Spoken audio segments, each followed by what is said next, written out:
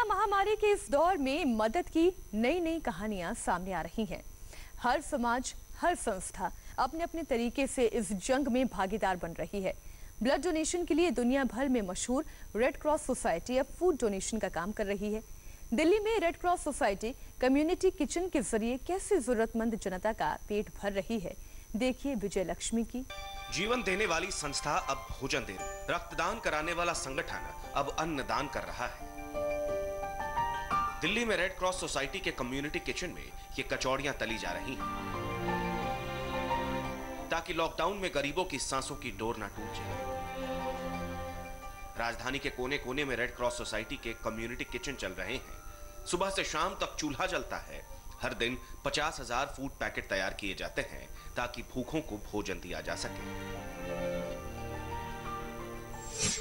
इस वक्त हम एक कम्युनिटी किचन में खड़े हुए हैं और जिस तरीके से बार बार लगातार हम आपको जगह जगह से कम्युनिटी किचन से रिपोर्ट्स दिखा रहे हैं। आज का ये जो कम्युनिटी किचन है ये दिल्ली के पीतमपुरा इलाके में है और इस समय आप देख सकते हैं कि ये पूरी जो है यहाँ पर बन रहा है Indian red cross society of India का ये दिल्ली का जो ब्रांच है उसकी तरफ से ये किचन जो है चल रहा है। पूरी सब्जी आज जो है बनाई जा रही है और ये जो है ये इस एरिया के अलग अलग जगहों पर ले जाकर के बांटी जाएंगी। शेल्टर होम्स में या वो लोग जो फंसे हुए हैं और जिन तक खाना नहीं पहुंच पा रहे हैं वहां पहुंचाई जाएगी।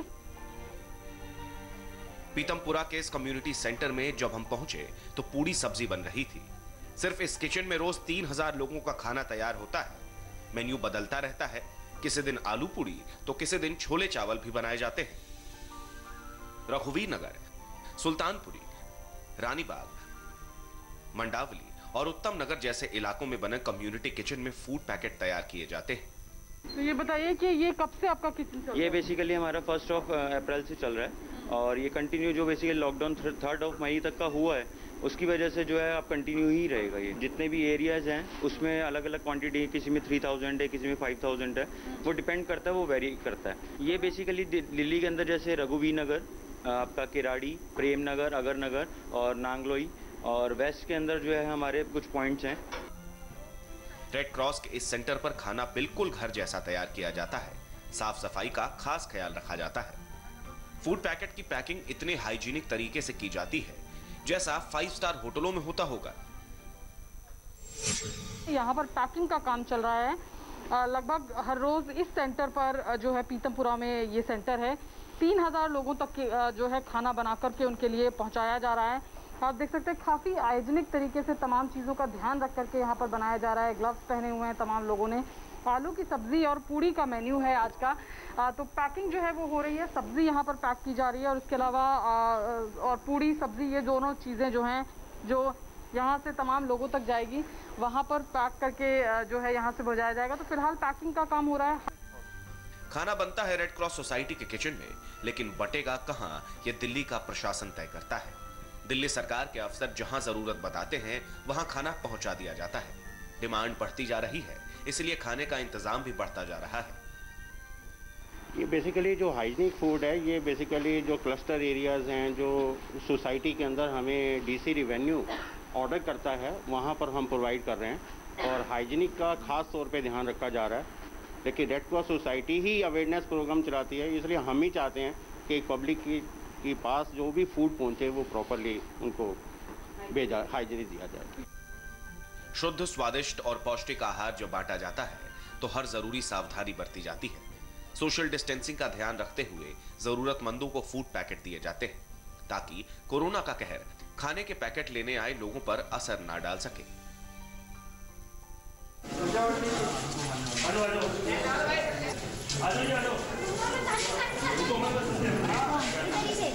सीधे चलो, सीधे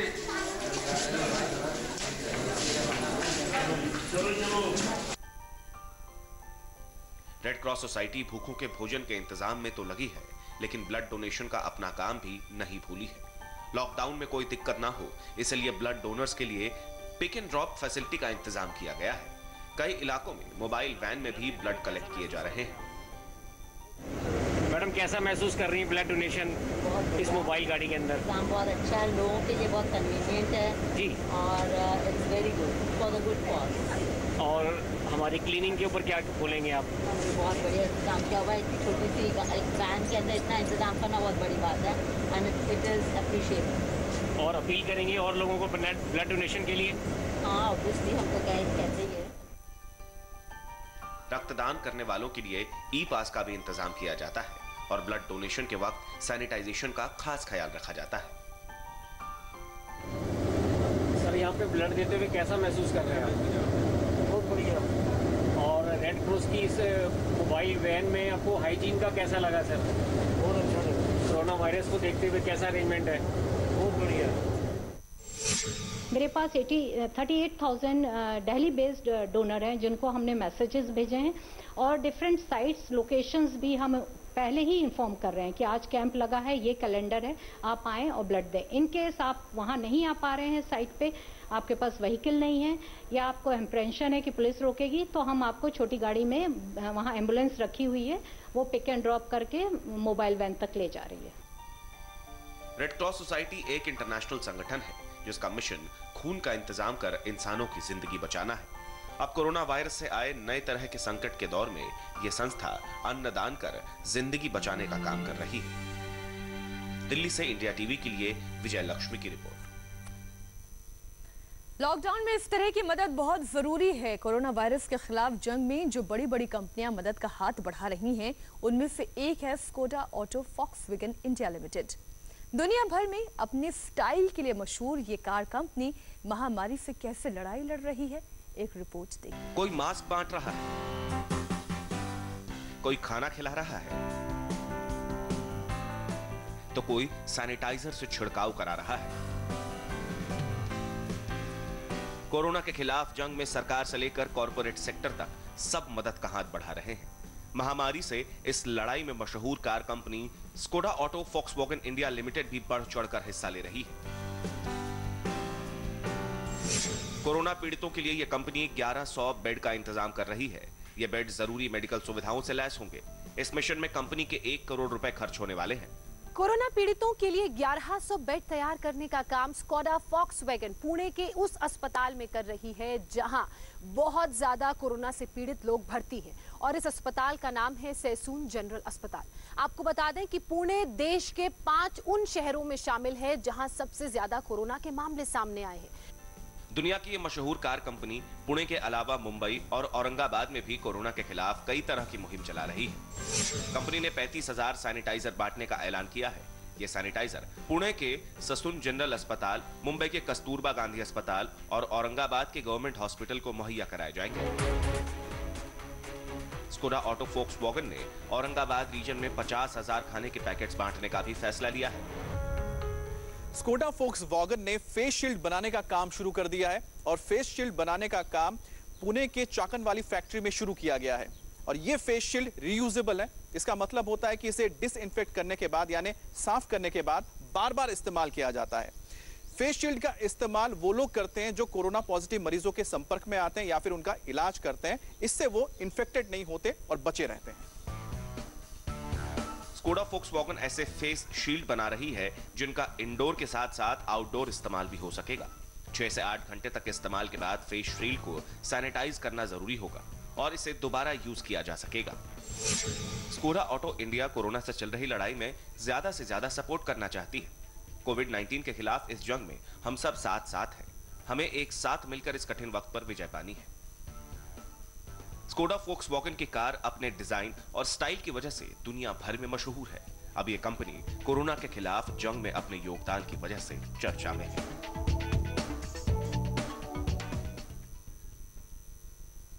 देश के हेल्थ सिस्टम को सुधारने के लिए इस तरह की और भी कंपनियों को आगे आना चाहिए। लॉकडाउन में फंसी बेबस जनता तक भोजन पहुंचाने का इंतजाम देश के हर शहर में किया गया है, लेकिन बेंगलुरु में एक ऐसी पहल की गई है जिसकी चर्चा पूरे देश में हो रही है। बाइक पर सवार नौजवान आते हैं और खाना देकर चले जाते हैं। India TV reporter T Raghavan ने हंगर वॉरियर्स के साथ शहर के कुछ इलाकों का दौरा किया। ये रिपोर्ट देखकर आपको अंदाजा हो जाएगा कि हर एक भूखे पेट तक खाना पहुंचाने वाली ये स्कीम कितनी कारगर है।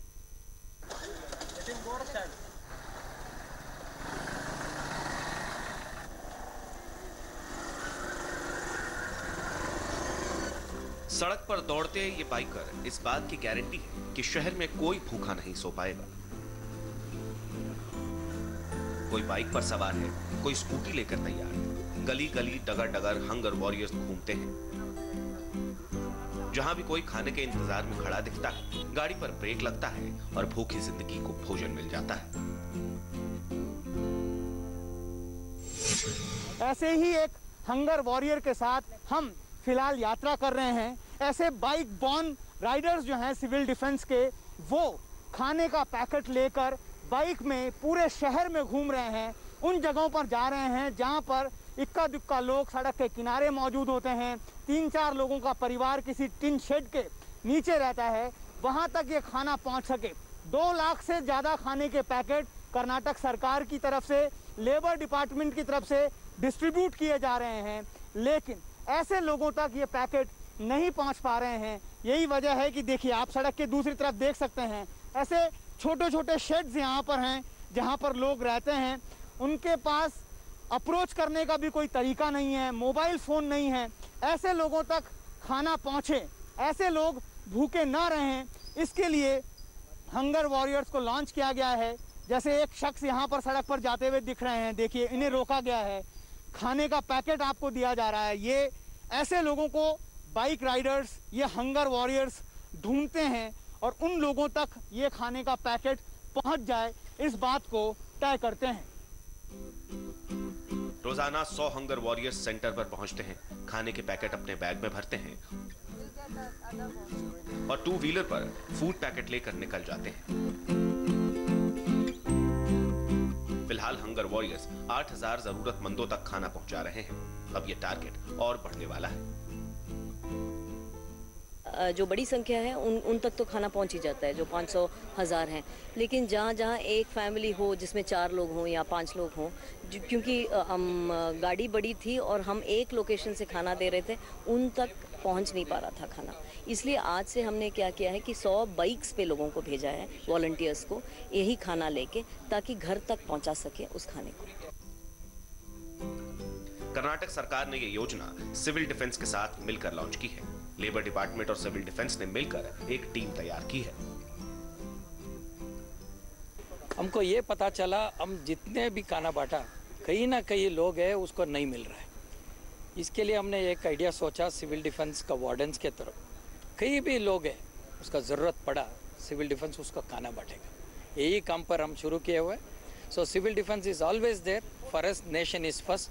We will do anything to make people comfortable in this lockdown period. सरकार की इस अनूठी पहल में समाज के कई संगठनों ने भी दिल खोलकर मदद की है।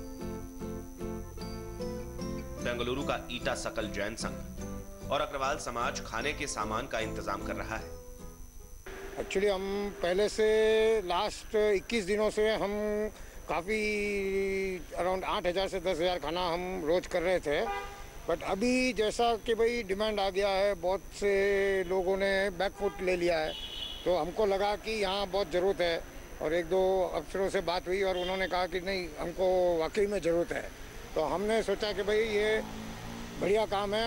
चेतन जी के रिक्वेस्ट पे अभी हम लोग 6500 पैकेट आज से 3 दिन से दे रहे हैं इस अभियान के लिए। ये ऑलरेडी 2 दिन ट्रायल रन हो चुका, आज ऑफिशियली इसका फ्लैग ऑफ हो गया है। और वैसे हम अग्रवाल समाज के थ्रू डेली का 40,000 पैकेट बनाकर वितरण कर रहे हैं। पूरे जिगनी, आनेकल और साउथ ऑफ बेंगलोर में हम लोग पिछले 21-22 दिन से सक्रिय हैं। हंगर वॉरियर्स का कॉन्सेप्ट कोरोना क्राइसिस के इस दौर में बेहद कारगर साबित हो रहा है। जिन गलियों और झुग्गियों तक राहत की खेप नहीं पहुंच पाती है, हंगर वॉरियर्स की बाइक उन इलाकों के लोगों की भी भूख मिटाने का काम कर रही है। ये अनोखी पहल उन दूसरे राज्यों में भी अपनाई जा सकती है जहां रोजी रोटी के अभाव में प्रवासी मजदूर पैदल ही अपने राज्यों की तरफ कूच करने के लिए मजबूर हो रहे हैं। T Raghavan, India TV, Bengaluru. Bengaluru हो या दिल्ली, इस मुश्किल घड़ी में हम हिंदुस्तान एक हैं। जरूरतमंदों के लिए मदद के हाथ आगे बढ़ रहे हैं। दिल्ली के कुछ इलाके ऐसे हैं जहां अब तक राशन नहीं पहुंच पाया था, लेकिन आज वहां भी कुछ लोग राशन पानी के साथ पहुंचे। देखिए कोरोना के कर्मवीरों पर परवन नारक की ये रिपोर्ट। लॉकडाउन 2 में बहुत से लोगों को ऐसे लगता है कि अब मदद पहुंच चुकी है और ज्यादा मदद करने की जरूरत नहीं है, लेकिन अब भी बहुत से इलाके ऐसे हैं जहां मदद नहीं पहुंची है और बहुत से लोगों को मदद की जरूरत है। इस वक्त हम राजोखरी पहाड़ी पर मौजूद हैं और यहाँ रामदेव टोला है। पीछे ये झुग्गियां आप देख रहे हैं, इन झुग्गियों में अभी तक कोई सरकारी मदद नहीं पहुंची है, लेकिन बहुत से लोग हैं जो ऐसे इलाके, जो रिज के इलाके हैं। मैम, अब कहाँ से आए हैं और कितने दिनों से राशन नहीं मिला? बहुत दिन से यहाँ से कुछ नहीं मिला। कुछ नहीं मिला? कुछ नहीं मिला। करते क्या हैं आप? मजदूर करते हुए, दिहाड़ी करते हुए। दिहाड़ी करते हैं? हाँ। और आपके परिवार में कौन कौन है? लड़का एक गुंगा बहरा है और एक छोटा है उससे। अच्छा, तो ये मजदूरी करती थी महिलाएं, इनको कोई राशन नहीं मिला है। भाई साहब, आप कई किट बांटते हुए हमें दिखाई दिए, कितनी किट बांट चुके और क्या ये काम पूरा हो गया, काम जारी है? बिल्कुल काम जारी है, और ये नहीं कि लॉकडाउन 1 में अगर लोगों को राशन मिल गया तो 2 में ज़रूरत नहीं है, 2 में भी ज़रूरत है। खाना तो रोज़ ही खाना है, दोनों टाइम खाना सबको। तो उसी मुहिम के तहत आप मेरे क्षेत्र में राजोखरी पहाड़ी का एक रामदेव डेरा करके जगह है, हमने आज यहाँ 72 राशन किटों का वितरण किया है। राशन किट में क्या क्या एक बार अगर आप दिखा पाए तो, अगर आप देखेंगे, खोल दीजिए इसको एक बार, फाड़ना ही पड़ेगा, शायद खुलना संभव नहीं है। इस राशन किट में हमारे पास एक आटा है 5 किलो, हमारे पास 2.5 किलो चावल है, 1.5 किलो दाल है, एक सरसों के तेल की बोतल है, आलू प्याज है 2 किलो, नमक है, चीनी है, चाय पत्ती है, मसाले हैं। मसाले हैं। तो 72 बांटने के बाद भी कोई रह गए यहाँ पे? हाँ, ये 3 परिवार अभी आए हमारे पास, ये शायद दूर रहते हैं, तो हम इनको भी खाली हाथ मायूस नहीं भेजेंगे। मोदी जी की मुहिम को हम आगे बढ़ाते हुए हम किसी का चूल्हा ठंडा नहीं होने देंगे, हम उनको राशन दे के ही भेजेंगे। चूल्हा ठंडा नहीं होने देंगे। सबसे बड़ी बात यह है कि बहुत से लोग जिनको लगता है कि लॉकडाउन 2 में भी राशन पहुंचाने की जरूरत नहीं है या फिर मदद हो गई है, पहुंच गई है, अगर आप मदद करते हैं तो जारी रखिए, क्योंकि बहुत से इलाके और बहुत से लोग ऐसे हैं जिनको अभी भी मदद की जरूरत है। कैमरामैन जहान शर्मा के साथ पवन नारा, इंडिया टीवी।